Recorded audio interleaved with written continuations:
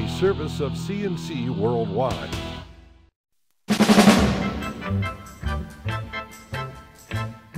The Daily is a service of CNC Worldwide and Jib Jab greetings. I'm Bud Lowell, and your full AccuWeather forecast is right across the top of this and all CNC local news pages.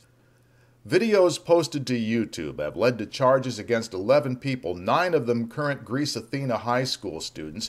The videos, which the Greece School District described as disturbing, showed 3 fights on the grounds of Athena High School. Police said they filed disorderly conduct charges against 11 teenagers in all who were involved in fights January 31 and February 1st. They are said to be between 16 and 19 years of age. All were charged with disorderly conduct, and one was also charged with harassment for allegedly striking a school security guard who came and tried to break up the fight. The school district had this to say: "The use of social media has the ability to inflame, but we will be using the same tools to improve security and reporting. These videos have helped us identify a total of 9 students involved, and we will use this situation to educate other students about more appropriate ways to handle disputes." The district says some of the students identified from the videos have already been suspended. All will face disciplinary hearings. A Seneca County man accused of murdering his son has pleaded not guilty in Seneca County Court. Carl Carlson was arraigned on 2 counts of second-degree murder and a charge of insurance fraud for allegedly rigging a truck so that it would fall on his son Levi, who was working under it. This happened in 2008 at Carlson's farm. The death was considered to be an accident until suspicions led to a new investigation. Carlson was arrested in November and accused of murdering his son to collect on an insurance policy. The judge scheduled Carlson for another court appearance in April and denied bail. Opponents of natural gas hydrofracking rallied outside the Livingston County Courthouse in Geneseo Monday as a judge heard evidence about the town of Avon's moratorium on gas well drilling. Livingston County Court Judge Robert Wiggins heard evidence in a lawsuit brought by Lenape Resources seeking to overturn the town's hold on drilling new wells. Like many Livingston County towns, Avon adopted a 1-year moratorium on hydraulic fracturing of gas wells in 2012. Lenape, which is based in neighboring Genesee County, filed suit. They want $50 million in damages and to overturn the local law. The company also says it's for the state to regulate hydrofracking, not local governments. While the Livingston County Court judge listened to arguments in a hearing, anti-fracking groups staged a rally outside the courthouse, supporting the town's right to stop the natural gas company.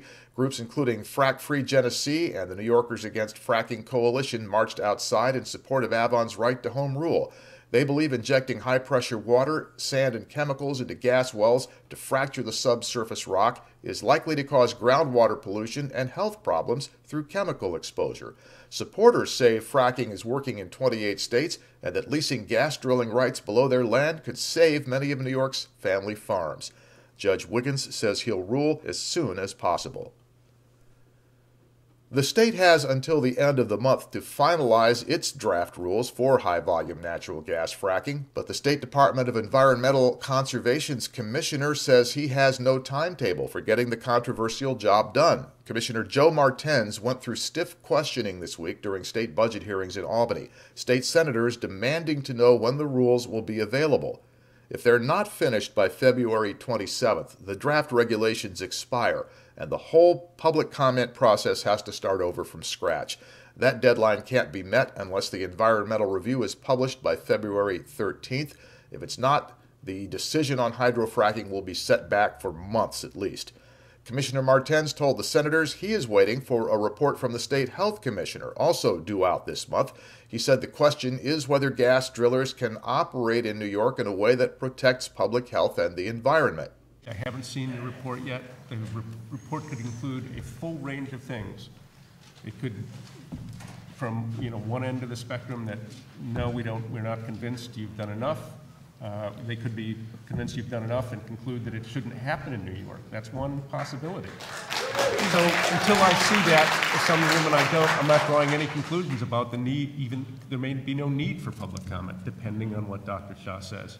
Well, State Health Commissioner Dr. Nirav Shah faced similar questioning when he went before the budget hearings last week. He wasn't particularly specific either. We've engaged 3 outside experts who are widely recognized as the international experts in this to help us in this review of the existing documents. Our goal is to complete that evidence review within the next few weeks, and certainly all of that will be made public. Anti-fracking protesters were in the halls of the state capitol as the hearings took place. New York has held a moratorium on hydrofracking gas wells for 4.5 years. The DEC and Governor Andrew Cuomo may lift it, depending on the findings of the state health department and the DEC. To the left of this player window are links to these and other pages. At the bottom of the page, links you can use to post news and information directly to us, and you help us determine what gets covered by what you post to us on CNC. So the next news is as it happens, updates are as necessary, and you help us be the judge of that. I'm Bud Lowell, CNC News.